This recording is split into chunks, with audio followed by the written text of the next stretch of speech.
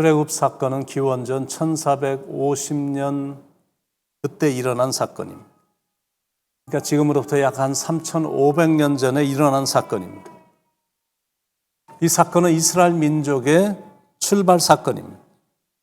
그전엔 아브라함, 이삭, 야곱, 요셉 이런 사람들에 대한 개인적인 구원의 경험에만 머물러 있었는데 출애굽 사건은 한 민족 전체가 구원을 경험한 역사에 실제적으로 있었던 감격적인 사건입니다. 출애굽을 통해 한 나라를 인도하시고 역사하시는 하나님의 간섭과 섭리를 보면서 우리를 향한 구속의 역사도 봅니다. 세상의 모든 역사의 축은 인간이 중심이 아니라 항상 하나님이 중심입니다. 출애굽 사건도 단순히 한 나라의 스토리가 아니라 하나님의 스토리입니다.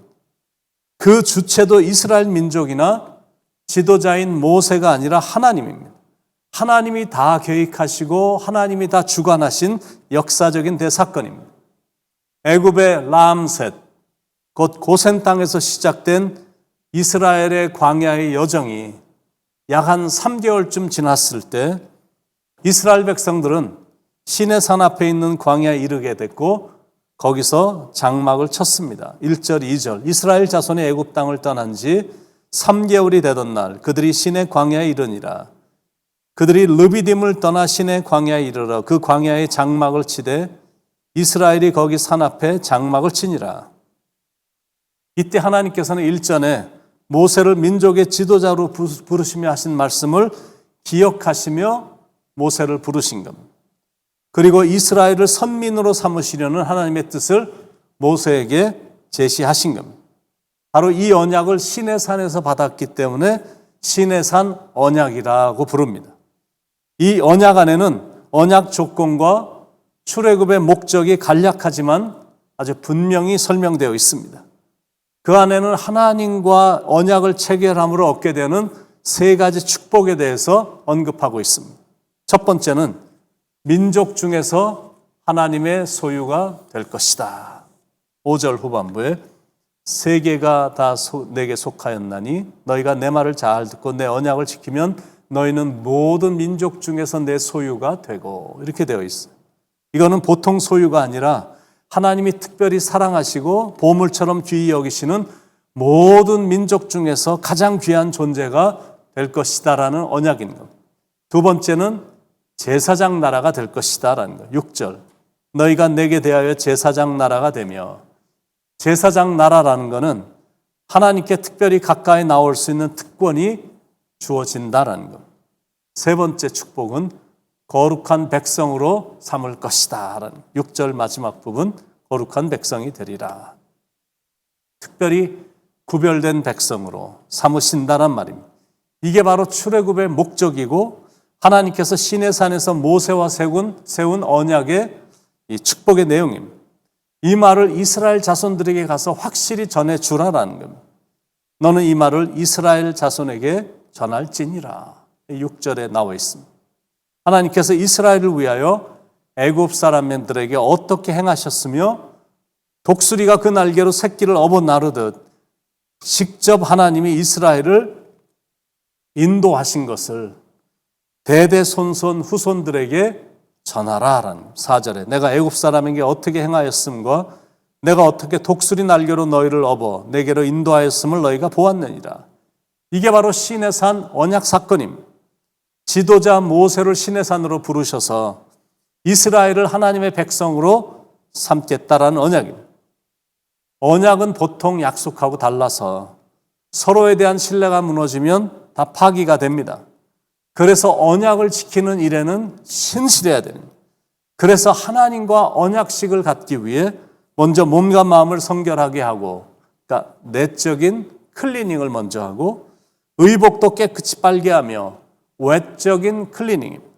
하나님의 백성답게 경건한 마음과 진지한 마음으로 준비하도록 했습니다.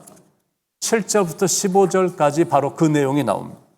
이때 이스라엘 백성들은 처음으로 하나님의 영광스러운 임재를 경험하게 됐습니다. 하나님께서 인간을 만나시기 위해 이 땅으로 내려오셔서 직접 현현하셨기 때문입니다. 16절에 셋째 날 아침에 우레와 번개와 빽빽한 구름이 산 위에 있고 나팔 소리가 매우 크게 들리니 진중에 있는 모든 백성이 다 떨더라. 하나님의 현현하심을 보자 모든 백성들이 다 떨었습니다. 죄인이기 때문에 하나님 앞에서 고개도 들 수 없었던 겁니다. 18절 19절 시내 산의 연기가 자욱하니 여호와께서 불 가운데서 거기 강림하심이라. 그 연기가 옹기가마 연기같이 떠오르고 온 산이 크게 진동하며 나팔 소리가 점점 커질 때 모세가 말한즉 하나님이 음성으로 대답하시더라. 하나님이 직접 강림하셔서 모세를 부르셔서 백성들에게 경고하게 하신 겁니다. 20절 21절 여호와께서 시내산 곧 그 산 꼭대기에 강림하시고 모세를 그리로 부르시니 모세가 올라가매 여호와께서 모세에게 이르시되 내려가서 백성을 경고하라. 백성이 밀고 들어와 나 여호와에게로 와서 보려고 하다가 많이 죽을까 하노라. 몇 명이 호기심 때문에 시내산을 올라오라고 하는데 괜히 호기심 때문에 선악과를 따먹다가 아담과 하와가 에덴 동산에서 추방당한 것처럼 그런 비참한 일이 일어나지 않도록 백성들에게 경고하라라는 거예요. 두 번째 경고는 제사장들에게는 더더욱 성결하도록 경고하라라는 겁니다. 22절에 또 여호와에게 가까이 하는 제사장들에게 그 몸을 성결히 하게 하라. 나 여호와가 그들을 칠까 하노라. 평범한 성도들에겐 경고를 주면서 지키지 않으면 서서히 심판하지만 중요한 요직에 있는 하나님의 특별한 부름을 받은 제사장들에겐 경고를 무시하면 심판이 즉각 임한다고 선포를 하신 겁니다. 그래서 영적 지도자들인 제사장들은 항상 근신하고 깨어 있어야 되고 하나님 앞에서 두려움과 떨림으로 진지하게 서야 된다는 겁니다. 모세가 그 말씀을 백성들과 제사장들에게 전달해 주었습니다. 23절로 25절에 모세가 여호와께 아뢰되 주께서 우리에게 명령하여 이르시기를 산 주위에 경계를 세워 산을 거룩하게 하라 하셨사온즉 백성이 시내산에 오르지 못하리이다. 여호와께서 그에게 이르시되 가라 너는 내려가서 아론과 함께 올라오고 제사장들과 백성에게는 경계를 넘어 나 여호와에게로 올라오지 못하게 하라. 내가 그들을 칠까 하노라. 모세가 백성에게 내려가서 그들에게 알리니라. 그러니까 출애굽기 전체에 흐르는 언약 축복의 조건은 실은 어떤 거냐면 율법을 다 지켜라. 그게 아닙니다. 하나님을 사랑하라. 그게 핵심입니다. 그거 하나면 충분하기 때문에 그렇습니다.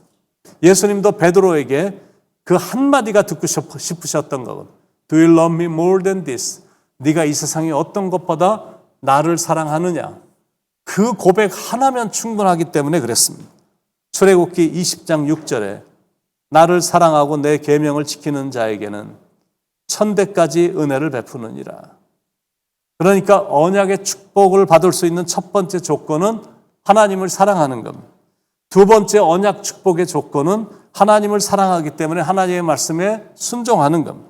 자발적인 순종, 무조건 순종, 절대 순종입니다.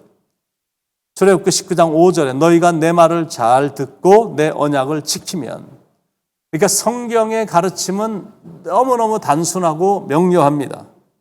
불순종하면 저주고 순종하면 축복입니다. 그래서 하나님의 계명엔 무조건 순종하는 겁니다. 축복의 조건은 순종입니다. 축복을 받지 못하는 원인은 불순종하기 때문입니다. 한번 자신에게 반문해 보시기 바랍니다. 나는 과연 예수를 진실로 믿는 자인가? 나는 예수님을 얼마나 사랑하나? 나는 얼마나 말씀에 순종하며 살고 있나? 잘 안 되죠. 그게 솔직한 답이시죠. 하나님의 말씀에 절대 순종한다는 게 쉬운 것이 아닙니다. 그걸 하나님이 너무나 잘 알고 계십니다. 그래서 또 새로운 언약을 세우신 겁니다. 그 언약이란 십자가에서 세우신 새 언약입니다. 그리스도의 보배로운 보혈의 피로 새롭게 언약을 체결하셨습니다. 새 언약이란 게 뭐냐면 십자가에서 달리신 예수님을 믿기만 하면 모든 민족으로 하여금 구원을 얻게 해주시겠다. 그게 바로 새 언약입니다. 여러분 이 사실이 믿어지시죠? 이제는 십자가의 언약이 체결이 됐고 하나님의 소유된 백성이 됐으니 하나님의 백성답게 성결해야 된다라는 것. 너 성결케 위해 늘 기도하며 너 주 안에 있어 늘 성경 보고 온 형제들 함께 늘 사귀면서 일하기 전마다 너 기도하라. 그런 성결한 자세로 늘 하나님 앞에 서고 의복도 깨끗이 하고 서면서 그리고 항상 진지함과 겸손함으로 서야 된다라는 그 모습이 언약 백성의 모습입니다.